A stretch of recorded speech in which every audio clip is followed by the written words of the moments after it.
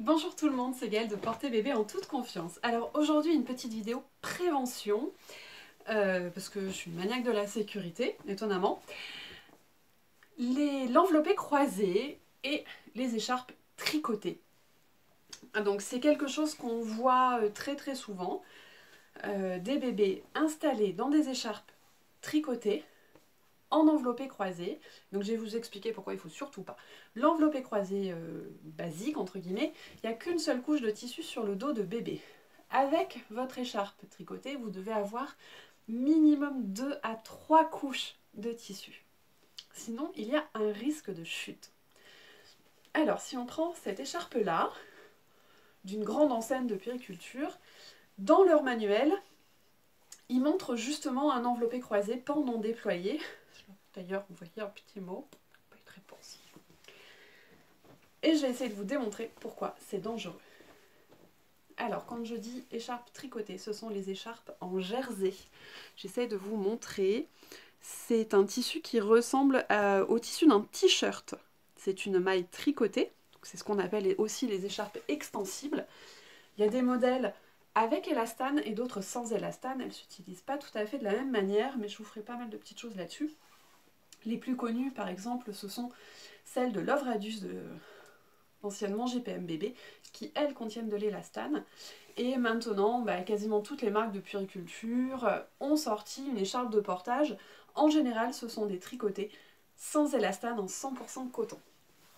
Et c'est celle-là pour qui beaucoup de parents ont un doute, parce que fondamentalement, elles ne sont pas hyper extensibles. Vous voyez, elle bouge peu.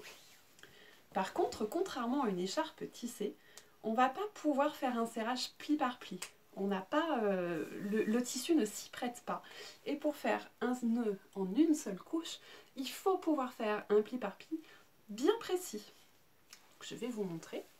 Alors je vais utiliser mon grand poupon Victor, mais ok, il est super grand, il fait 74 cm, mais Victor ne bouge pas et ne fait que 5,5 kg. Donc l'enveloppé croisé, je ne le détaille pas, puisque le but c'est justement de vous dire qu'il ne faut pas faire, ce que je suis en train de faire. Hop là. Voilà.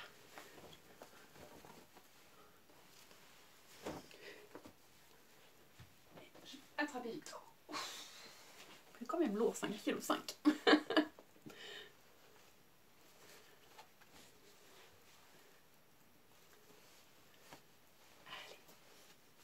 On assoit Victor. Victor qui fait son grand écart. Et on remonte le tissu sur le dos de Victor.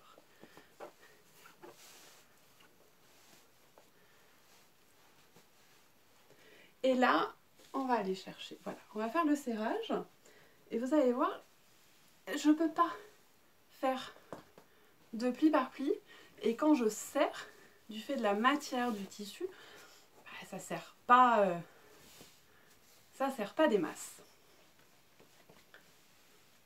Alors là, à part me faire super mal au dos, honnêtement, je n'ai aucun plaisir. C'est vraiment de serrer au max. Voilà. Allez. Il est un petit peu haut, mais Victor est un peu grand. Et donc là, nous sommes quand même sur un bébé qui ne bouge pas et qui ne se tend pas. Et je vais vous montrer. Voilà. Imaginons Victor se tend. Là, il n'y a aucune tenue.